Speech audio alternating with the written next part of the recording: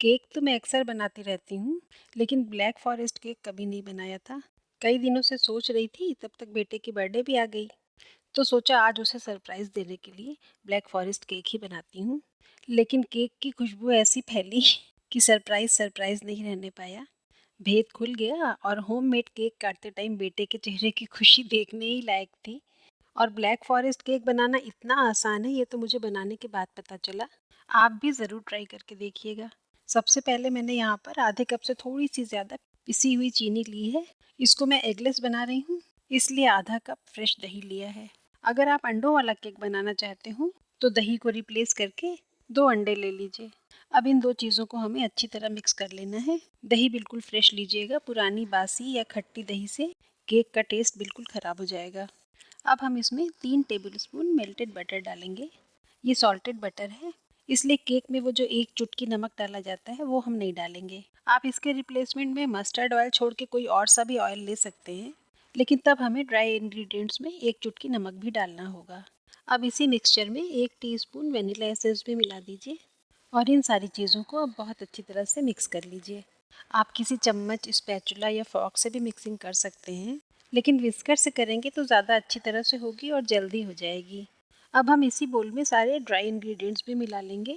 तो बोल के ऊपर एक बड़ी सी चलनी रखिए। सबसे पहले आप 3/4 कप मैदा ले लीजिए, फिर वही 1 टीस्पून बेकिंग पाउडर और half tea spoon baking soda, और ये है 1/4 कप कोको पाउडर। हमने मैदा इसीलिए 3/4 कप लिया था कि कोको पाउडर मिलाने के बाद उसका पूरा मेज़रमेंट 1 कप का हो जाए। अगर हम बटर की जगह रिफाइंड ऑयल लेते तो यहाँ पर हमें 1 चुटकी नमक भी डालना पड़ता।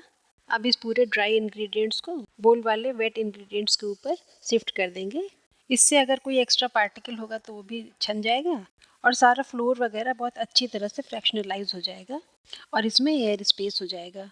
केक का बैटर जितना ज़्यादा एरेटेड होता है, केक उतना ही अच्छा बनता है। ये बैटर मिक्स हो जाने के बाद देखिए अभी थोड़ा सा गाढ़ा लग रहा है। तो आप ऐसा करिए कि इसमें 1-1, 2-2 चम्मच दूध मिलाते हुए इसको थोड़ा-थोड़ा पतला करते चलिए। एक साथ बहुत ज़्यादा दूध मत मिला दीजिएगा, क्योंकि बैटर अगर ज़्यादा पतला हो गया तो फिर उसमें आप बाकी चीज़ें रेशियो के हिसाब से मिला नहीं पाएंगे। तो बस 1-1, 2-2 चम्मच दूध डालते हुए बैटर को इतना पतला कर लीजिए कि उसमें रिबन कंसिस्टेंसी आ जाए। यानी कि जब आप बैटर को स्पैचुला से गिराएं तो बिल्कुल रिबन की तरह से गिरे। बस अब हमारा ये केक का बैटर बिल्कुल तैयार हो गया है। इसको बेक करने के लिए आप एक केक का मोल्ड लेकर के उसके अंदर ऑयल या बटर ब्रश से अच्छी तरह से लगा दीजिए। और इधर हमने गैस पर अपना छोटा सा अवन प्रीहीट करके रखा हुआ है। मतलब कि ये एक बड़ी सी कढ़ाई है।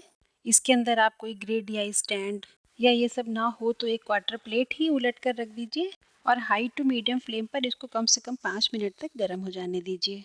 अब इस बटर से ग्रीस किए हुए मोल्ड में आप केक का पूरा बैटर ट्रांसफ़र कर दीजिए और फिर मोल्ड को 1-2 बार हाथों से हल्का सा थपथपा दीजिए ताकि अंदर जो कुछ एयर वगैरह रह गई हो वो निकल जाए।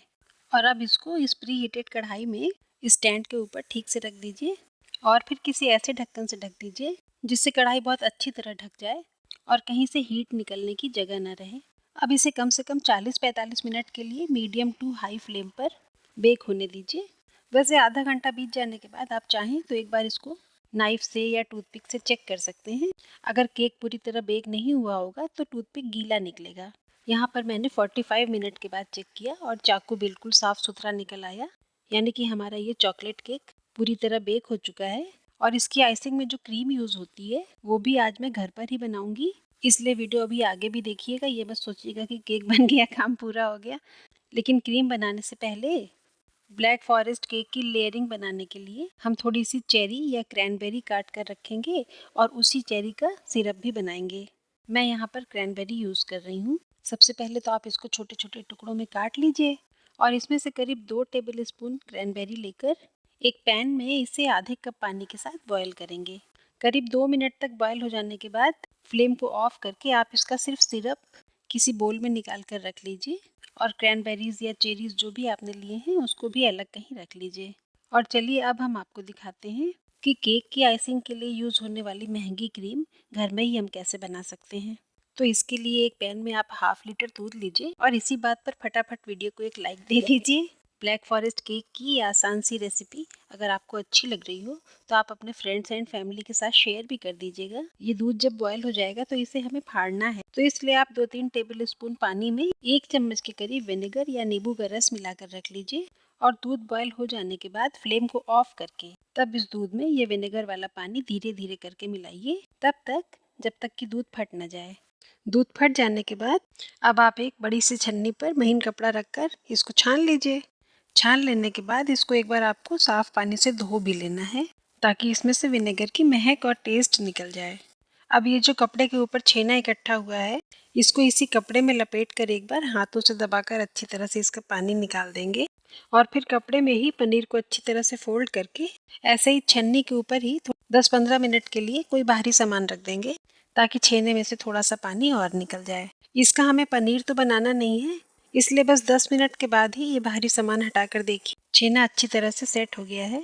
तो बस इस छेने के छोटे छोटे टुकड़े करके एक ग्राइंडर में डाल दीजिए और अभी इसको बिना कुछ डाले हुए ही ऐसे ही एक बार चर्न कर दीजिए। हम जो मार्केट से क्रीम लाते हैं अक्सर उसका पता नहीं रहता है कि वो कितनी फ्रेश है या नहीं है, इसलिए आप घर पे ही क्रीम बनाइए, क्योंकि मार्केट वाले केक की क्रीम अगर बासी होती है तो उससे बहुत जल्दी फूड पॉइजनिंग होने का डर रहता है।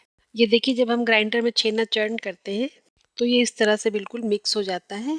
अब आप इसमें करीब 3 चम्मच पिसी हुई चीनी डाल दीजिए, कम ज़्यादा भी कर सकते हैं।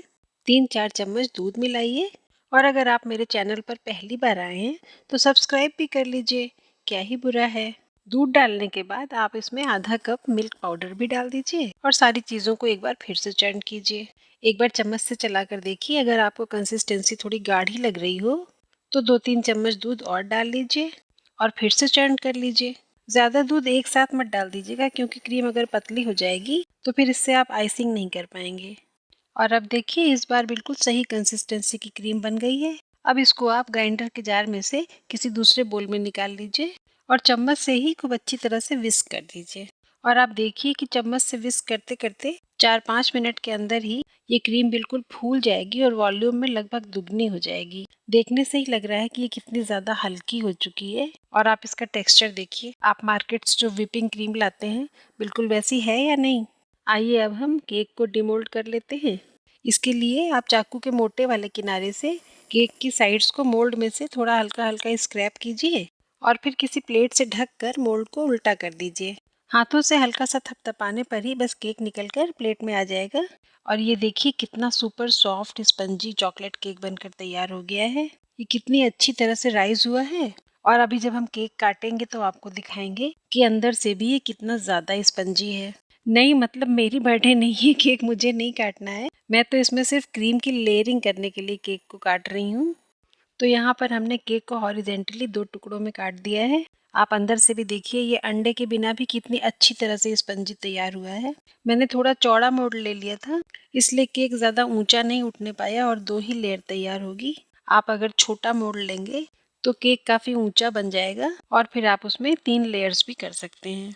तो अब आपको जिस प्लेट पर केक रखना है उस पर केक की नीचे वाली लेयर रख दीजिए और ये जो आपने क्रैनबेरी का सिरप तैयार किया था उससे इस लेयर को अच्छी तरह से भिगो दीजिए। अब इस क्रैनबेरी सिरप से मॉइस्ट हुई लेयर पर आप अपनी होममेड क्रीम की एक लेयर अच्छी तरह से पूरे सरफेस पर फैला दीजिए। अब इस क्रीम लगे हुए केक के सरफेस पर हमें ये कटे हुए क्रैनबेरी के टुकड़े पूरी सतह पर लगा देने हैं।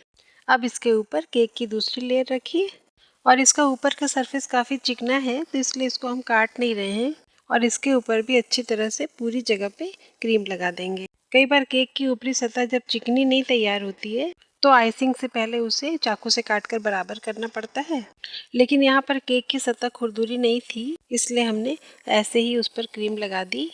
अब इसे घुमा घुमा कर चाकू की मदद से क्रीम को एकदम चिकना कर लीजिए और ये हमने यहाँ पर डार्क चॉकलेट के थोड़े से स्क्रैप्स बनाकर रखे हुए हैं, उससे हम केक के किनारों को अच्छी तरह से सजा देंगे या आप अपने मनपसंद का कोई भी डिज़ाइन बनाइए। मैं किनारों पर चॉकलेट के स्क्रैप्स इसलिए लगा रही हूँ क्योंकि ये केक हल्का सा बीच में से उठा हुआ था, तो मैं थोड़ा चॉकलेट का चूरा किनारे लगा रही हूँ और थोड़ा सा बीच में रखकर क्रैनबेरी के साथ डेकोरेट कर दूंगी, तो केक बिल्कुल सीधा सपाट लगेगा। मैंने आपको शुरू में बताया था ना कि मैं ब्लैक फॉरेस्ट केक पहली बार बना रही हूँ, तो इसमें बाजार जैसी फिनिश बिल्कुल भी नहीं आएगी। मैं आपसे ये बिल्कुल भी नहीं कहूँगी कि देखिए बिल्कुल मार्केट जैसा केक लग रहा है लेकिन टेस्ट में हर चीज़ होममेड और बिल्कुल फ्रेश है, इसलिए इतना अच्छा टेस्ट आया है कि जब तक आप इसको खुद से ट्राई नहीं करेंगे और बनाकर खाकर देख नहीं लेंगे तब तक आपको यकीन नहीं आएगा। इसके सारे इंग्रेडिएंट्स घर पर मौजूद ही होते हैं और जो नहीं होगा वो मार्केट में बहुत आसानी से मिल जाता है। तो आप भी फटाफट ट्राई कर डालिए और मेरा चैनल तो अब तक आप सब्सक्राइब कर ही चुके होंगे, नहीं किया है तो आप कर डालिए, क्या ही बुरा है। और चॉकलेट से डेकोरेट करने के बाद इसे कटी हुई क्रैनबेरीज और चेरीज से भी सजा दीजिए। और हाँ, जो भी क्रीम या चॉकलेट इधर उधर गिर गई है उसको क्लीन भी करते चलिएगा। तो आज की बर्थडे पार्टी के लिए ये ब्लैक फॉरेस्ट केक अपनी पूरी शान और शौकत के साथ तैयार हो चुका है। लेकिन केक बनाने और खाने के लिए किसी की बर्थडे होना ज़रूरी नहीं है। आप यूं ही रोज़ रोज़ खुशियाँ मनाइए।